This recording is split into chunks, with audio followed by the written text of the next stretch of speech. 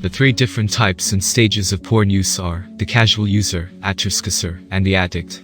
First, let us talk about casual user. The casual user watches porn for fun. It is an occasional distraction depending on life circumstances, but not too extreme, nor does it block out important activities.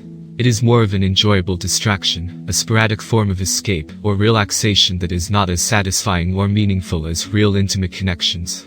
The frequency of use is driven by life-changing events. For the casual user, there is no history of neglect or abuse. Porn and online sexual experiences are not sustained because they feel unrealistic, and held rather pursue real relationships with women. He does not experience any shame or high levels of guilt after watching porn. Second, at-risk user. An at-risk user will have periods of intense engagement, and it is a distraction from other life challenges. But he does know how to put a limit on it, or stop when he starts to experience more serious consequences. The at-risk user will typically keep it as a secret in exchange for looking good or being accepted, although he may have a potential history of abuse for recreation, spending, gambling, sex, and other high-intensity behaviors, as a result of reacting to life stressors.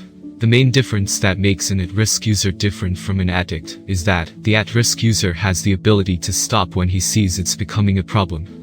Third, an addict. An addict has lost the ability to choose to stop. Addicts turn to digital sexual fantasies to fill an emotional void. They cannot stop negative behaviors, even when they are not helping their life or even have a desire for change. They know what they are doing is hurting them, yet they still keep doing it.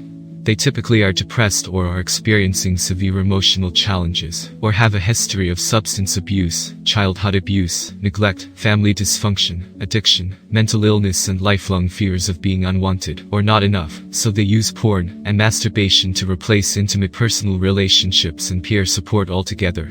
There could also be history of unresolved adult trauma, having short-term infrequent relationships, and being emotionally distant from friendships and family, even if they are physically in close proximity.